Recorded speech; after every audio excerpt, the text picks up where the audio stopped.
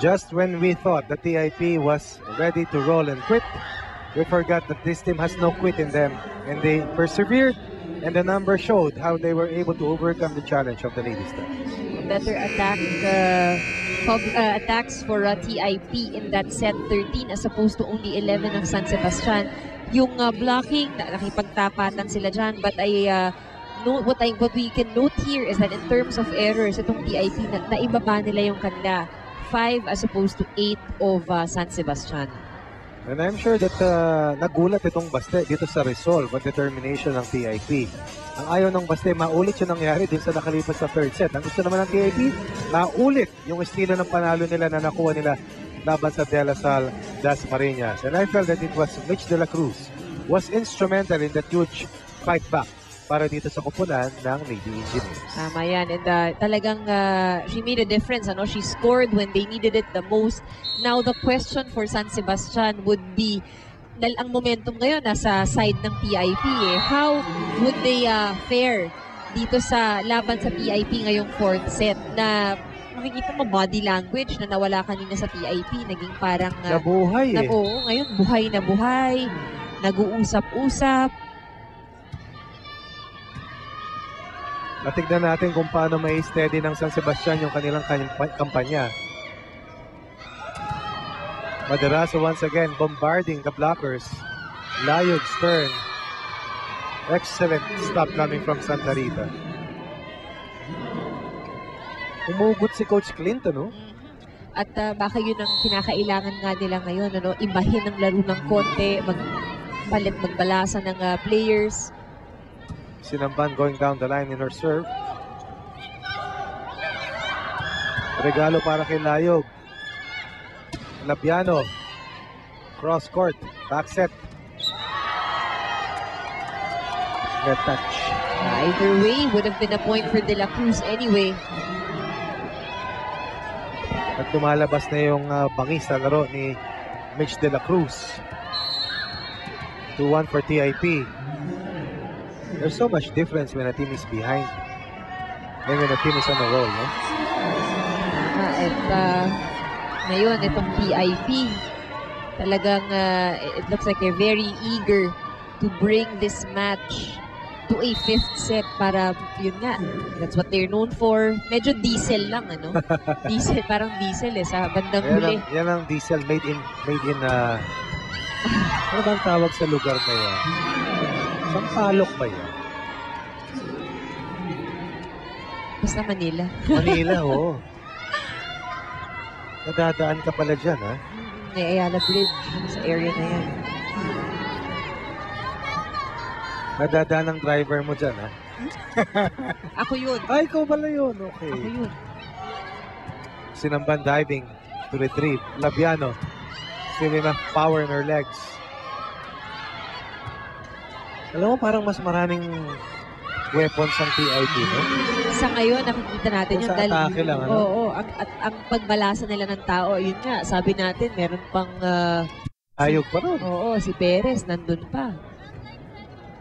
Pero ano bang nawala sa San Sebastian? Bakit nakahabol ang TIP kanina? Well, I think for one, yung swerte, nasa side din ng TIP. Ako mahirap yan. It's Fun Family and Pizza.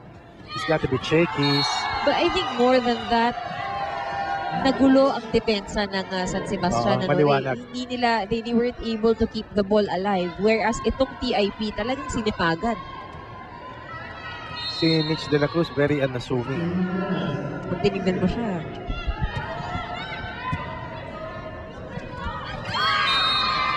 Finally, maski na over-reception yung Casoltones, nahulugan sila rito ni Guillema.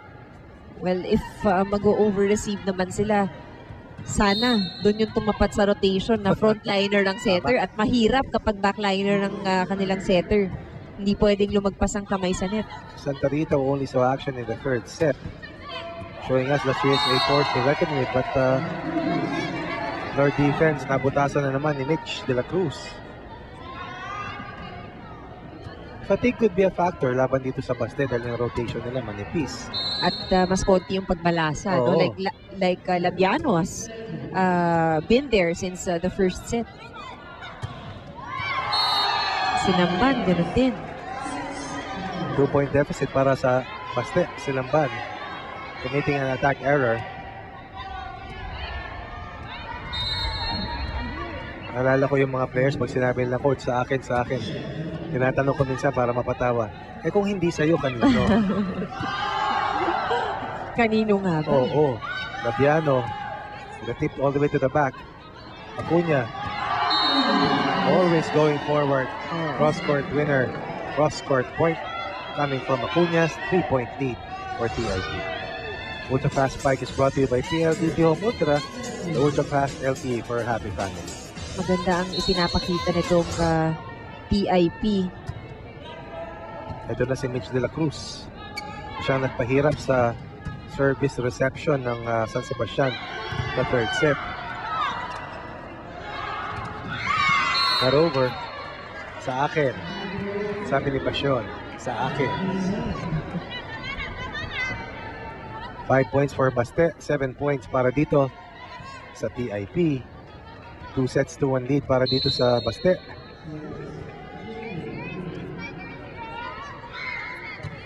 Labiano with a good serve.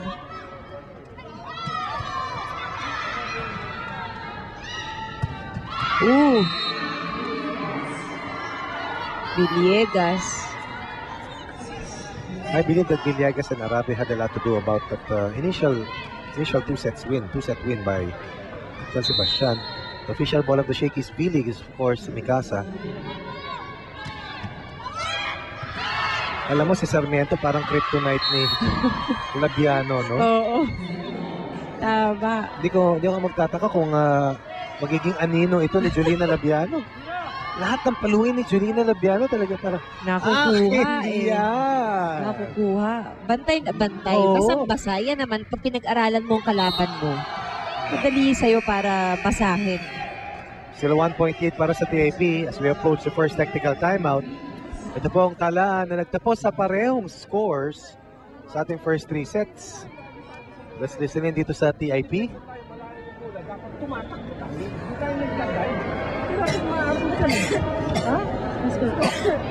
Guys, bawi tayo. Tara na. Guys, lamang tayo. Kulawin tayo, ha? Guys, tiwala guys. Tiwala lang. Parang yung sarili natin sa kanya. Let's go, ha? Kaya natin na natin isa. TIP! Yes! Christine Materazzo, very vocal. And now we check in with Miss Miakalin.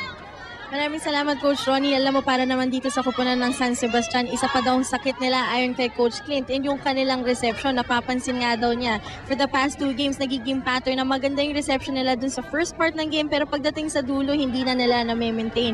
Napuna nga niya during the huddle yung kanilang coverage. Sabi niya, ang pumapatay sa atin, puro drop ball. Kailangan daw nila i-reconsider kung nasaan sila sa posisyon nila inside the court. Balik sa inyo. Transition, conversion, pag nahuli, wala ka sa posisyon. Problema sa depensa, problemang kailangan ayusin. Right now, San Sebastian naka-recover naman, pero ngayon they're still behind by 1, 8-7. And kahit na ganito kadikit ang score, iba pa rin na ang momentum, nakikita natin very clearly. Nag-swing na no? Nag-swing na, nandito na sa TIP. Sinamban, block, oops. Maski sa mga ganong bagay na dapat klaro na kung sino kukuha. Of course, second ball always goes to the setter. Iba na ang pawis dito ni Julina Labiano. May pagod na akong natatanaw sa kanya. Let's see if she'll have enough resolve to be able to push the Lady Stags to try and take away this lead mula sa TIP. Sultanes, good cross-court cover. Sinamban will get a check ball.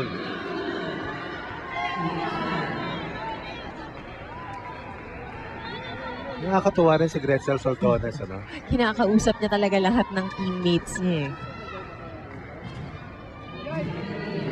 Hindi siya dati ganyan di ba? Hindi. Axel is the official outfitter of the Shakey's V-League. Dati tahimik yan Dati naman kasi siya yung bata, pero ngayon siya na yung ate. Acuna is firing.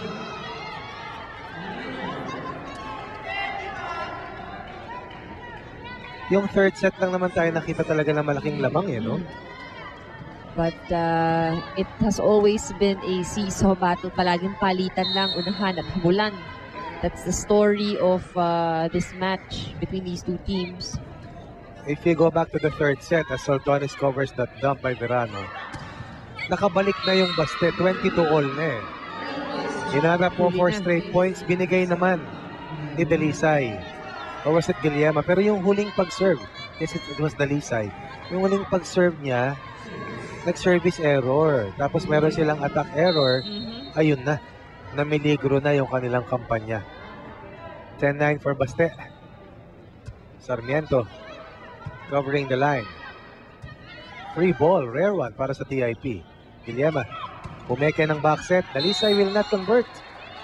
Sayang yon, unmarked. Ang rotation na to with Sinamban still in front. Dito sila nakahabol at nakalamang ng konti. Now, they're experimenting on more plays. Wow, what an ace coming from Acuna. Misplayed by Gretzel Soltones. Itong si Gretchen, di pa mukhang pagod. Kasi nag-i-in and out naman siya. Oo. At saka sanay siya yung babad. Oo. Kaya hindi pa pagod. Yan na si Sinamban, yung binibida mo. And She's scored quite a few, habang nasa harap siya. saka matapang din, no?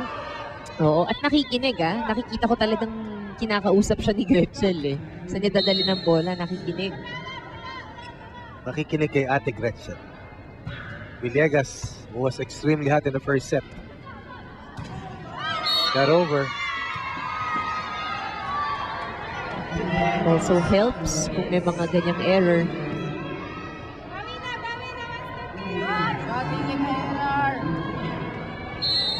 Masasabihin ko lang dito, ang lalakas ng katawan nito mga Bata pa players lahat natin. yan. So, kondisyon niyang mga yan. Oh, Madeline Villegas rediscovering her scoring touch. 2-point lead at 13-11. Timeout muna ang TIP. Kailangan agresibo na, hindi ganun yung laro natin, no? Ang intensity ko binababa nyo, bigla kayong magre-relax. Diba? Hindi naman tayo lamang, ba't tayo magre-relax? Hindi pwede yun, diba? Tandaan nyo, yung kalaban natin, ang lamang yan talaga, experience lang. Pero sa nervous, pare-pareho lang tayo dito eh. Diba? So, kapita natin. Diba? Pero dapat, kinabol na natin yung malayo kanina, tapos na yung pakayas na yung score, bigyan pa natin, diba? Yung bola kunin natin. CIP! Kunin natin lahat. Lahat. Simple lang yung paalala ni Coach Boy Paril. Bago nila kunin yung bola lahat. Experience lang ang sinasabi niya na lamang ng San Sebastian. Hinabol na nila, kinayod na nila, inabot na nila.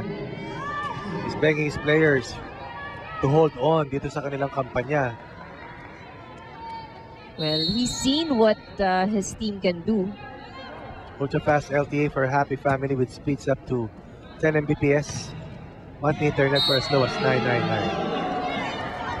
At hindi pa rin naman malayo ang score ng San Sebastian dito sa set na to. Narong foot si Catherine Villegas after that serve. After her serve, rather.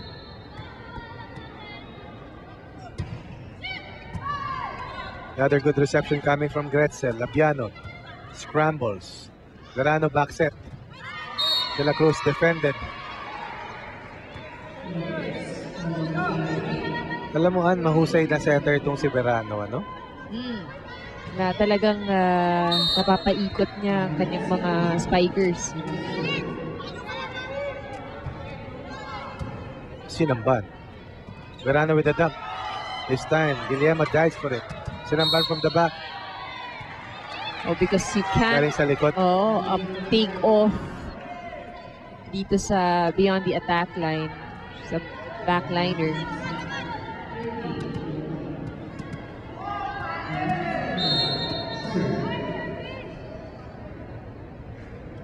Serving 14. Layug for TIP.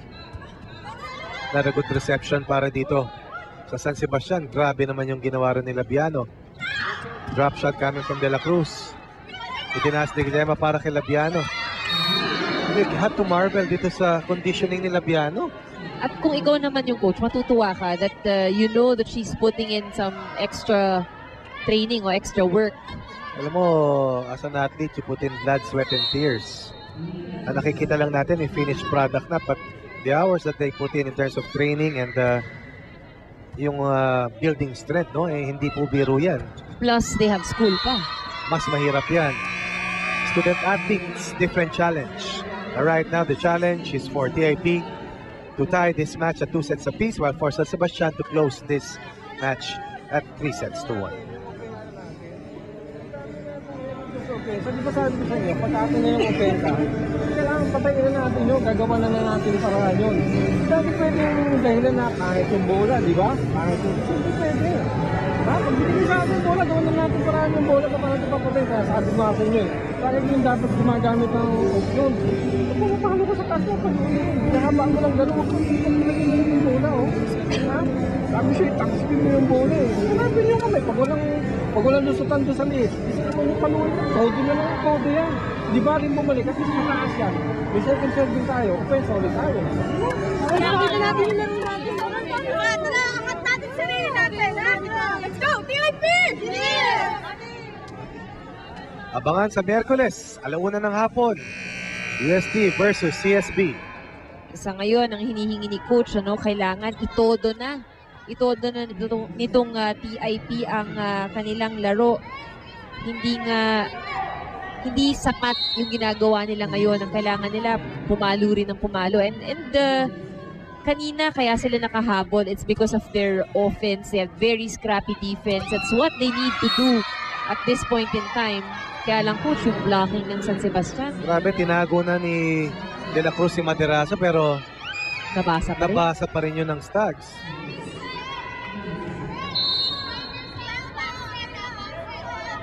Ang ating tala in the first 3 sets, all finished with the same scoreline rather. Mula sa likod, pumalo si Acuña. Labiano drop. Nice block coming from Santa Rita. At itong si Santa Rita, masipag, at the net, hindi bumibitaw. At masayahin. Importante din yun. Yeah. Nakakahawa yung ganong energy. 18-13, lamang ang San Sebastian. Time out muna muli ang TIP. Kumukuha ng bola. Diba? Malapit ko sa'yo, easy ball yan eh. Nag-biseta na magkukuha ng bola. Hindi pa pwedeng fast ball sa kanya. Diba? Sige-sabihin mo lang. Tara, tapos na yung puso! Isang set pa lang yung nakukuha natin. Diba? Tapos na, no? Sabi ko sa inyo, okay yung tension na ako.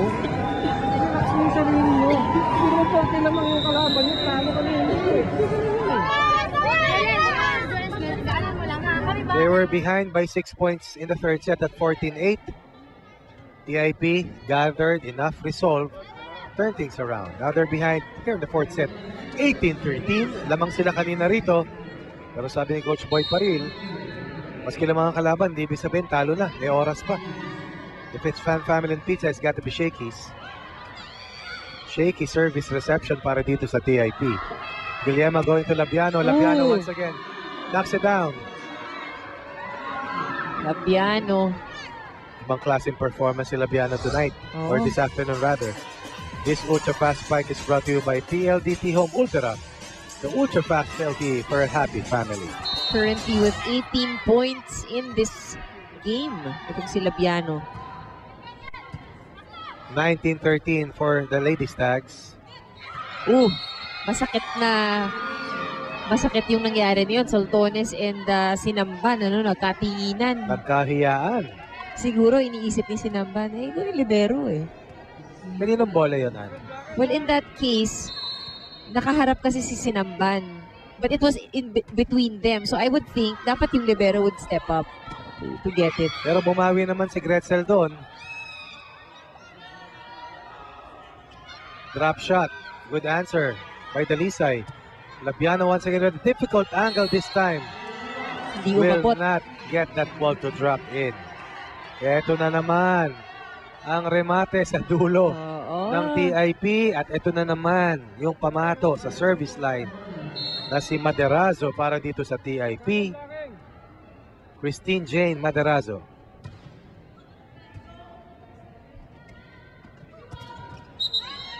That one is out. Oops. Hit the antenna. 5-point advantage, lies to 3. Ba't pinabayaan mo na naman? Nasa likod ka, di ba? Sige. Running mo, i-tres mo ulit si Nika. Nika, lagi ka naman sininggal block ka sa gitna. Bumawi ka sa in-outside mong palo, ha? Oo nga, sa size niya. Receive niya ng maayos. Huwag mo kasi i-din. I-tres mo na lang, i-tres mo na lang.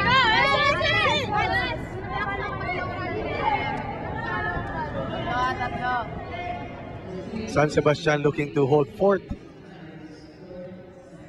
PIP looking to dissolve this 3-point deficit. Kanina, nasa 5 na yan.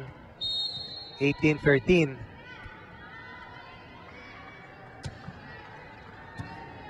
Sinamban, receiving. Labiano attacking. Nakala ko outside na yon. Ball is good. Soltones, Guillema, Labiano. Oh my! What a bad time for Labiano to commit these errors. At ito yung nangyayari, no? Ang PIP really manages to hold at a point in the set kung kailan importante. At yun yung panapos. Oh my! Woo! Not San gonna help. Sebastian lapsing into a series of mistakes. PIP eating up a 5-point, the 5-point lead of San Sebastian, now only behind by 1.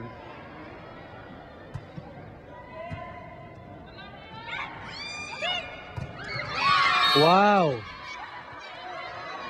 Sabi ni Labiano, gotta put a stop to this.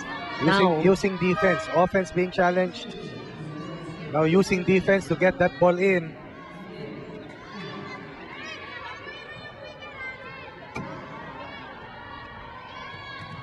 (24) San Sebastian, 18 for TIP.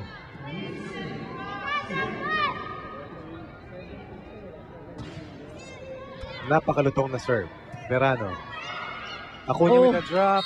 nakita niya na walang depensa dito right in front of the attack line, but not enough juice dun sa kanyang attempt na yun. Ang nakita ko naman doon, Ana, she took her eyes off the ball. Isa pa rin yun. Ang tingin niya doon sa pupuntahan niya. Pupuntahan. 21-18 for San Sebastian. Verano going to De La Cruz.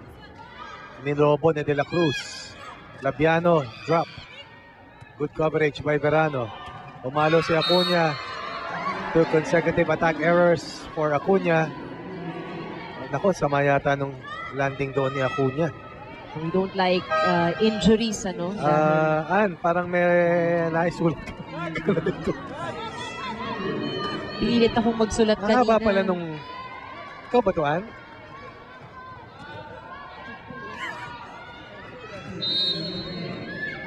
San Sebastian 4 points ahead and only 3 points away from winning this match. DIP is one team that never gives up. Free ball para sa Lady Engineers. And, napeke. Labiano. Oh, good Malo. pancake save. Ang ganda ng pekero ni Guillema. Saan napeke doon? Villegas and Guillema hindi nagkaintindihan sa play. 22-19. Pero kita natin, Guillema, of course, now really opting for Labiano dahil pag kailangan nila ng puntos, dun siya sa kanyang high percentage attacker. Naku, ito na naman si De La Cruz. But this time, Labiano kills that last point para dito sa San Sebastian. I was about to say, pag si De La Cruz yung nasa service line, naku, namang problema ang reception ng Lady Stags. 4-point lead for San Sebastian. 2 points away from gaining their first win.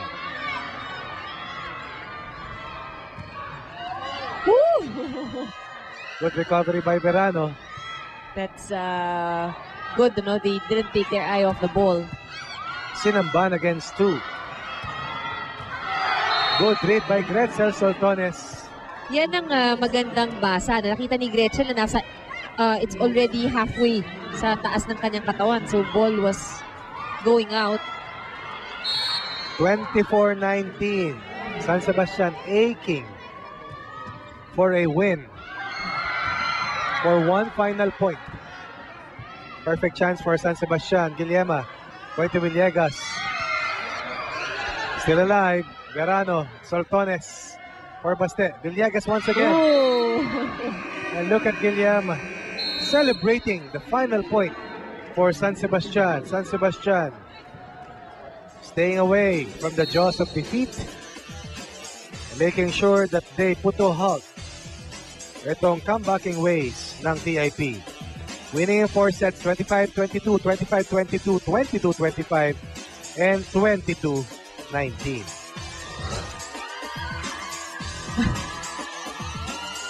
Mr. Shakey's shake and play.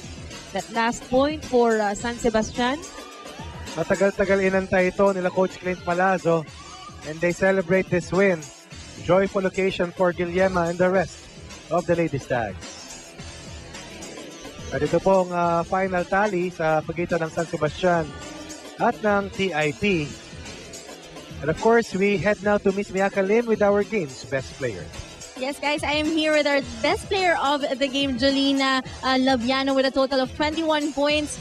Jolina, first time nyo manalo this conference. Ano ba yung binago nyo sa game plan nyo na naging effective today's game? Nag-double effort po kami ngayon at yung responsibility namin, naging committed kami sa laro at ginawa po namin yung best namin para sa team kasi kung hindi kami mananalo ngayon, wala na pong chance. Kaya do or die na po dito. Kaya. And then kanina nakita ko madaming binubulong yung mga teammates mo. I'm sure madami kang gustong batiin. Binabati ko po yung lahat ng mga sumusuporta sa San Sebastian. Labiano family po dyan sa Baguio, sa Bulacan, Nueva Ecija. Tsaka sa kuya ko doon, hello po. At sa kaibigan ko doon, hello. Alright, congratulations. Admit, dahil ikaw ay aming best player of the game, meron kaming Shakey's Pizza for you. Congratulations once again. Guys, back to you. Tinuro doon, tinuro dyan, pero tinuro dito, panalo ng San Sebastian. Maraming salamat, Miss Miaka Lim. Maraming salamat. Maraming salamat sa inyong lahat, sa inyong patuloy na pagsubaybay sa Shakey's Bilig. Para kay Henry Muller, Ronnie Magsanok, nagsasabing happy weekend po sa inyong lahat.